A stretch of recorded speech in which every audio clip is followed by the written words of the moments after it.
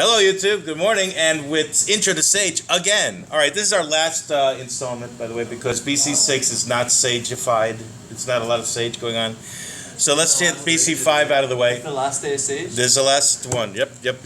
We got movies to finish. Yeah. Okay, so yeah. All right, so let's do this. Take a look at AB5, BC5, the infamous funnel question. Was it easy? Wasn't it not easy? Oh my God. Oh my, that's what I thought. Okay. So here we go. Listen. Shh. Listen up. So the inside of a funnel of height 10 inches has circular cross sections as shown in the figure above. At height h, the radius of the funnel is given by r is a function in h. There it is. And h varies from 0 to 10 inclusive. R and h are measured in inches. Okay? This wasn't some crazy like cross-section question. It was just wash. Well, it's stated as a cross-section question, right? It's stated as a known cross-section, but the cross-section is a circle, so it's just a disk, isn't it? If you think of R as an X and H as a Y, isn't this horizontal strips with a disk revolved around the Y-axis, right? R is a Y. I just looked at it like R is a Y. You could do it either way. Yeah, either way. Yeah, you could. Yeah, flip it around. Yeah. Okay, so find the average radius, average value of the radius function, right? All right, so let's go into Sage and put in your name and the date. What do we got? The 8th? 8th of June. You don't have any Right? tissues, right?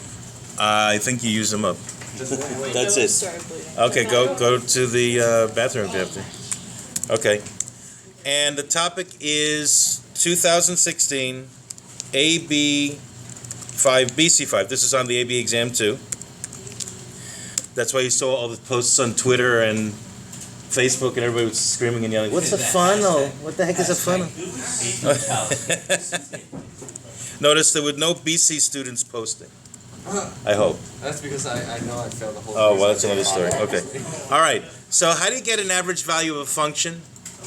How do you get the average value of this function? 1 over b minus a, the integral of a to b of the function, right? Now, remember what that is. That's the height of a rectangle where the base is a to b. In this case, what, 0 to 10? And the height such that the area of that rectangle is the same as the area under the curve, r of h, from h equals 0 to 10. So how are we going to write that up in Sage? Show what? You know what, even before we show it, let me just write out the function itself, r of h. Okay, so let's see, r of h, so I can use it. R of h equals, so I don't have to type it 50 times. Well, you know, it's strange. In Sage Cell, sometimes it accepts the variable, sometimes it doesn't. Let's find out. It's 3 plus h squared, quantity over 20. All right, and let's do a show just to see. Just show that, see if it's okay. In the standard version of Sage, you have to var h. If it's not an x, you have to var it. And apparently, in this version of Sage, sometimes you don't have to. Why don't we just replace h with x? And you could do that, but I'd rather not. Okay, so look, it seems to recognize it just fine. Okay? All right, so let's do the average value. You're going to show the what? Show 1 over. 1 over b minus a, is it at 1/10? Yeah, 1/10. Okay. Integral of. Okay, so let's do this. 1 divided by 10, quantity times the integrate of what? Of RH. R of h with respect to? All right, listen up. With respect to? 1 to 10. Now, who's the independent variable? H from 0 to 10. Okay. And let's see what that does for me. And there it is. Now remember, this is not part 2A, calculator active. This is part 2B already, right? So they expect exact answers like this. In other words, you would have had, let's see. Let me get rid of the limits of integration for 1 second. You would have had to come up with your own antiderivative, right? You just pulled out the 1 over 20 and made it 1 over 200. Right, exactly. And you would have had an antiderivative like this, and then you would have plugged in your 10 and your 0 and worked it out, right? Okay, so just for fun, I'll show the antiderivative, including the 1 over 10, and then I'll show the value from 0 to 10. Seem to lose the pants. Okay, alrighty. All right, so 109. Okay, so now, so what is the answer? How would you write that answer? 109 over 60. What was the question? The average rate of the, what is it? The average rate of the, anybody looking? Radius, and the radius is in what units? Look at it. R and H are in inches. So when you state this answer, what are you going to write? Inches. Right, so I'm going to say something like R average equals 109 over 60 inches. All right, you'd say like a little sentence with that in it, okay? All right, that's part A. Was that terrible? The average value of that function. All right, so there's a function. There's the antiderivative with the over 10, by the way. And if you want to show the antiderivative without the over 10, I guess you could do that.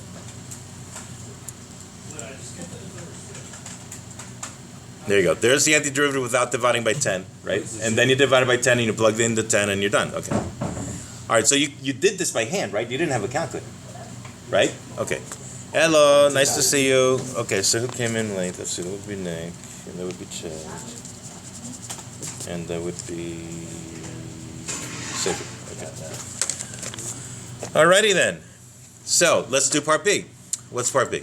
All right, part B is the infamous volume problem, right? This is where everyone got stuck, apparently. Find the volume of the funnel. Now, look, what if you pretend that H is the y-axis, right? This is like a y-axis instead of an h-axis.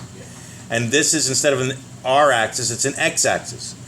What if you made horizontal strips, right, in thickness of dy, and you take those strips and revolve around the y-axis? What is that, disc, washer, or shell? Disc, right? I mean, it's the easiest, right? The easiest circular volume problem, right? Now, the thing is that it was stated as a known cross-section when you know, the slice is a circle and blah, blah, blah, and it has a radius. But it's a known cross-section with a circle, so it's the same thing. It's still a disc. So how do you do a disc? Pi r squared, right? D, in this case, dh, right? So let's do it. So it's going to be the integral, let's see, the integral from 0 to 10 of pi r squared dh, and r is given. Okay, and we already have r written out, right? That's why I wrote it out once. I didn't want to write it out 50 times. So here we go. Part B. All you're going to do is show the integrate of what? R of h squared, right? With respect to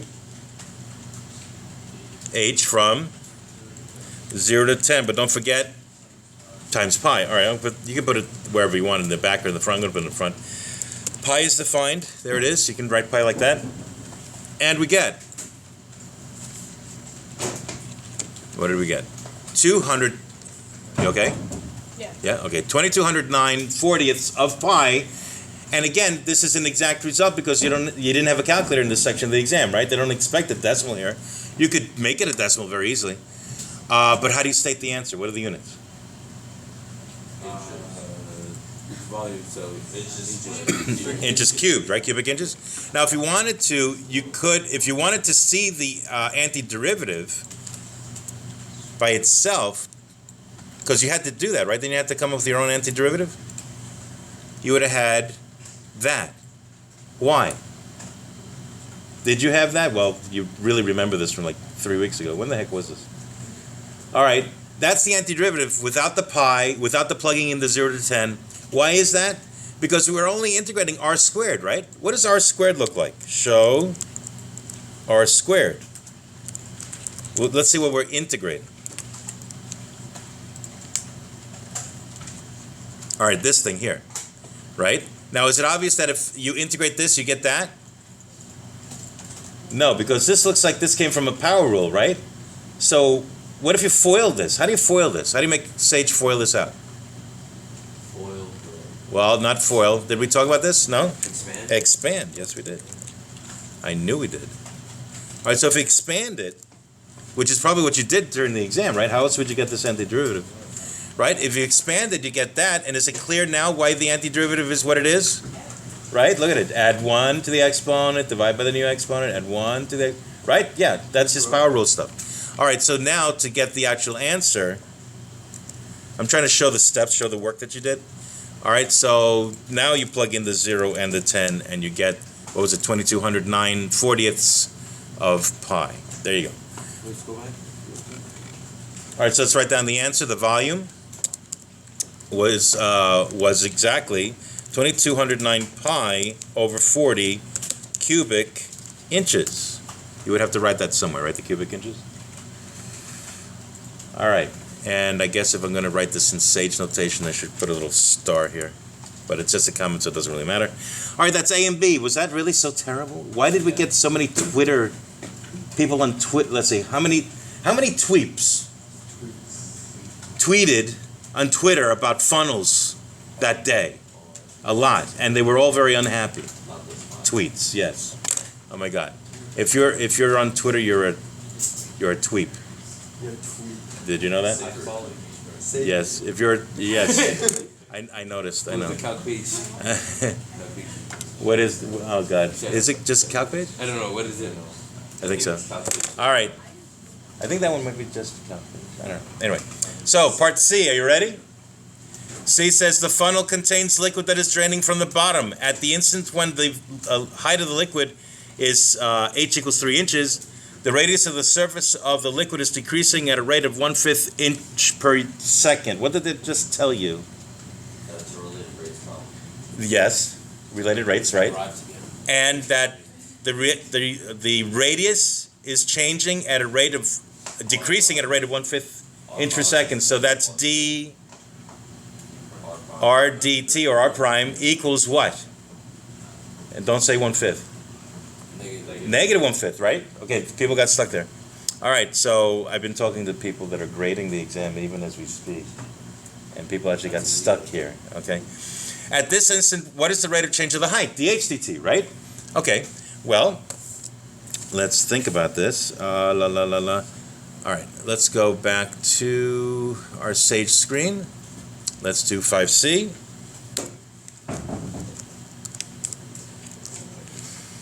All right, so now, if I just do this, what about this? What if I, see, what I want to do is, I want to say, I know what R equals, right? R equals this, remember this? Up here, do you see where I am? Yeah. All right, so how do you get R prime and H prime involved? You want to have R prime as a function of H prime, right? So R prime, right, the derivative of R with respect to T is what? Well, forget the 20th for a second. It's a constant multiplier in front, 1/20th. What's the derivative of 3 plus H squared with respect to T? 2H dt, 2H, right? So now it's over 20, right? Don't forget the over 20. So 2 over 20, 1/20th. So let me write down what we're saying. We're saying that dr dt, I'm just thinking out loud here, equals H over 10 times dh dt. Okay? Now what do they want you to figure out? They gave you H is, well, let's see. They gave you H is 3, and they gave you dr dt is negative 1/5, right? Whoops, where am I? They gave you H is 3, and they gave you dr dt is negative 1/5. How do you get dh dt then? Yeah, meaning, a little bit more specific. This they gave you, it was negative 1/5, right? The H they gave you, it was 3. Now what? Divided by 3/10, right? How do you divide by 3/10? You really never do? Never do. You multiply by 10/3. So it's 10/3 times negative 1/5. I mean, do you really need Sage for this? Okay, here we go. Show the quantity, whoops, not there. The quantity, was it negative 1/5? Why am I not in the right parentheses? Stop it. Okay, negative 1/5 times 10 over 3. And I might as well put that in parentheses for the fun of it.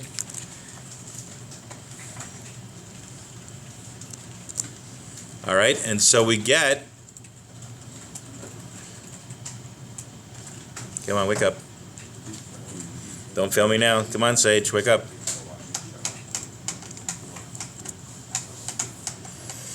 Oh, did you get it? No, it's stuck? Yeah. Oh, there it is. Okay. Negative 2/3. Now, what are the units? This was, what the heck is it? DHDT, so inches per second. All right, so let's write that down somewhere.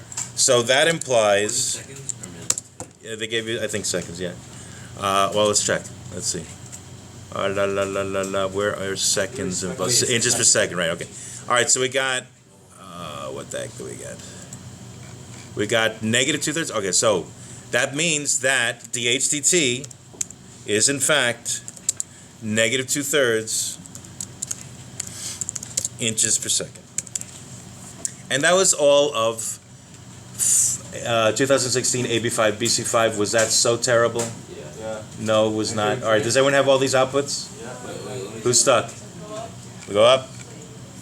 That's it for number 5, AB5 and BC5. How many outputs? There's 7 outputs, right? And there are 7 outputs. Is that right? I think so. 1, 2, 3, 4, 5, 6, 7. Right. Because we were showing the steps, what we're integrating, right? Not just the integral, and then plugging in, right? So if you got all that, go Control P, Enter, print. Yep, that's it. And Okay. We're done with Sage. And we're done. So what am I going to do? I'm going to save this video. Hang on. Yeah, you got Okay, video.